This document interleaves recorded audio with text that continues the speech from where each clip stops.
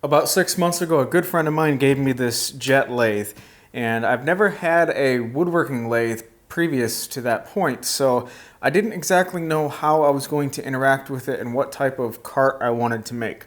So with that in mind, I came home and made a kind of a universal cart design, something that could be used for just about anything if it didn't work out for the lathe. And I didn't really do any specific stuff for the lathe because I just simply didn't know how I was going to use it. It's been a little while since then, and now I have a good idea of some changes that I want to make. As a matter of fact, I put together a list of 4 things that I'd like to change as far as this particular setup.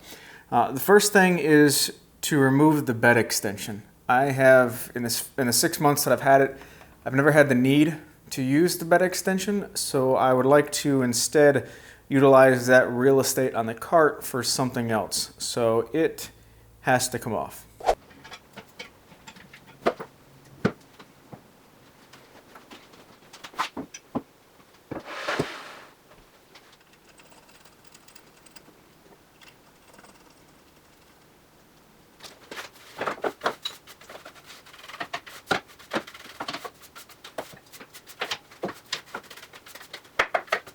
Now that I can actually see the bottom of the tool holders, the next step is to, or the next thing on my list is to move the tools from here to the wall. The reason being is, like I said, I'd like to use that real estate for something else. And then not only that, I don't need the convenience of them being right here all the time, ready to go.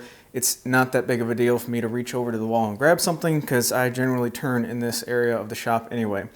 And then also, some of these longer tools, these longer handled tools, as I'm turning a bowl, things just get in the way.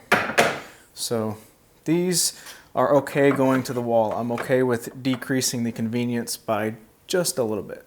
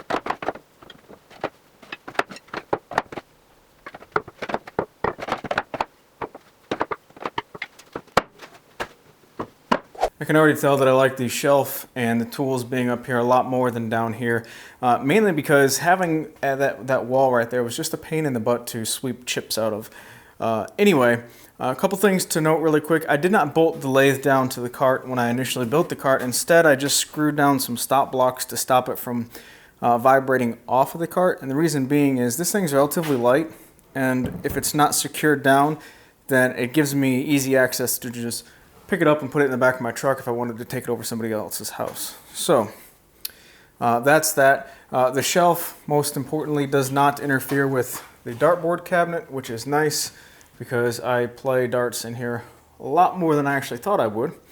Back to the cart though. Next up on the list is to bring my grinder over here. I use my grinder almost specifically for the lathe tools, so it makes sense to have the grinder next to the lathe and next to the tools rather than being on the opposite side of the shop over by my drill press.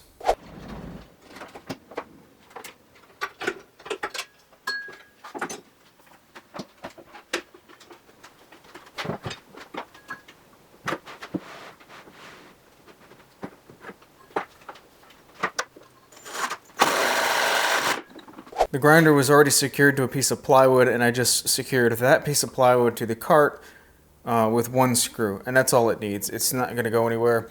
And that also means that if I do want to put the bed extension back on for a specific task, then it's literally just one screw to remove this and the grinder goes away. So that's cool, that's fine.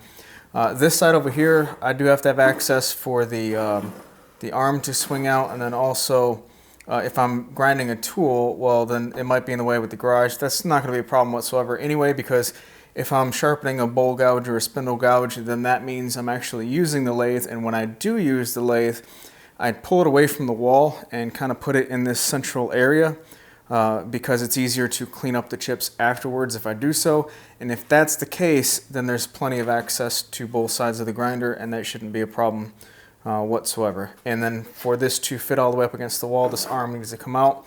This is not a traffic area, so that doesn't matter one bit whatsoever. So, whoops. So next I need to, I'd like to build, I guess just 2 drawers, one to go under here, one to go under here, for some of the smaller pieces for the chuck attachments and such, and then also for some of the attachments for this grinder over here. I don't want to go with a bunch of drawers because I do like the open space for larger items, but all the larger items, it doesn't really matter about getting chips and sawdust all over. However, all these smaller items for the live center and dead center and all that stuff over here, sometimes this area gets buried with sawdust, so I'd like to keep all of these in a drawer that will keep all of these free of sawdust. 3/4 inch plywood is a little bit overkill for these drawers, especially considering how light duty they will be used. But I've got a lot of small pieces that I'd like to cut up and get out of my way, so I'm going to use 3/4 inch plywood for the drawers. And for the construction, it's just going to be really simple butt joints and glue and screws and maybe a couple brad nails to hold it in place while I do drive the screws.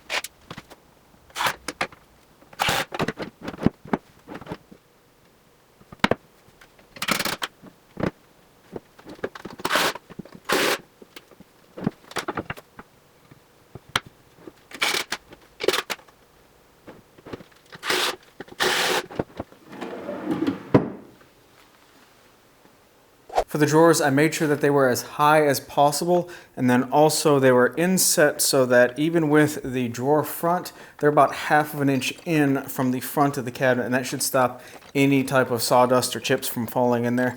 The rest of the stuff is just general storage, like extra tools and some blanks and stuff, where it doesn't matter if chips get on them, it really doesn't matter.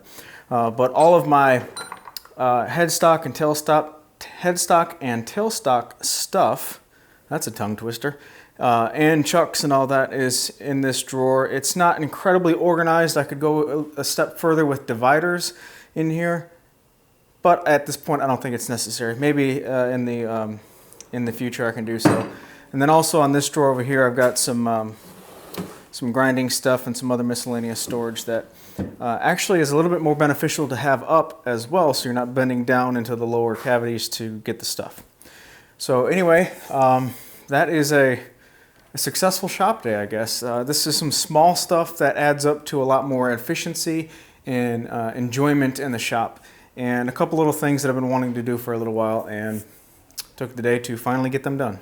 Hey, if you enjoyed this video and want to see more like it, then go ahead and subscribe so you don't miss the next one. If you want to see some more behind the scenes type stuff or some tool talk videos where I talk about the tools that I have, then check out my second channel. I've been doing that for a couple of years now. And if you want to see some more shop projects, and I got a couple listed here on the screen you can check out as well. Thanks for watching. You guys take care, and I'll catch you on the next one.